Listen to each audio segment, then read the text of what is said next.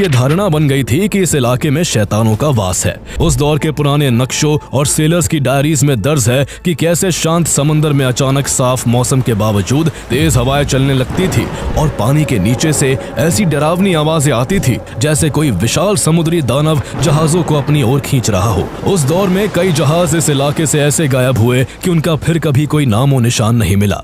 दुनिया के मन में यह खौफ बैठ गया कि समुद्री सरहद के पार जाने का मतलब अपनी जान से हाथ धो बैठना है। इसी तरह 1779 में American freedom fighter Thomas lynch junior और उनकी पत्नी इसी इलाके में रहस्यमय तरीके से गायब हो गए और उनका फिर कभी कोई सुराग नहीं मिल पाया। साल 1840 में रोजली नाम की एक फ्रेंच शिप भी इस बरमूडा ट्रायंगल से अचानक लापता हो गया।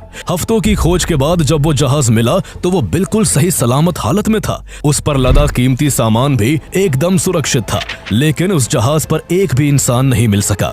हैरानी की बात यह थी कि पूरे जहाज में सिर्फ एक पिंजरे में बंद कैनरी बर्ड, एक बिल्ली और कुछ मुर्गियां जिंदा बची थी और उसके अलावा वहां बिल्कुल सन्नाटा पसरा हुआ था, जो इस रहस्य को और भी गहरा कर देता है। इसके सालों बाद 1881 में एलन ऑस्टिन वाली घटना घटी, जिसने सभी को सोचने पर मजबूर कर दिया कि आखिर इस समंदर में ऐसा क्या है जो जहाजों और इंसानों को बिना कोई निशान छोड़े निकल जाता है।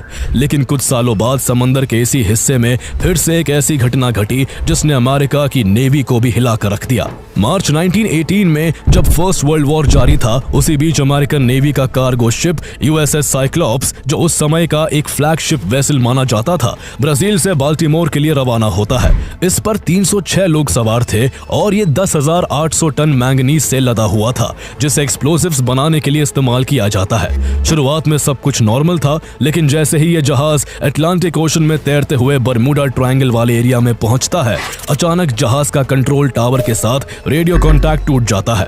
जब कई दिनों तक उससे कोई संपर्क नहीं हो पाता है तो यूएस नेवी करीब 90 दिनों तक सर्च ऑपरेशन चलाती है, लेकिन अटलांटिक का कोना कोना छान मारने के बाद भी यूएसएस साइक्लॉप्स का कोई अता पता नहीं चल पाता। इस तरह वो जहाज, उस पर लदा भारी भरकम मैंगनीज और सभी 306 लोग हमेशा के लिए गायब हो गए। इस घटना ने पूरी दुनिया को दहशत में डाल दिया, क्योंकि यह साबित हो गया था कि इस एरिया के भीतर सिर्फ छोटे जहाज नहीं बल्कि नौसेना के सबसे ताकतवर वॉरशिप्स भी सुरक्षित नहीं है।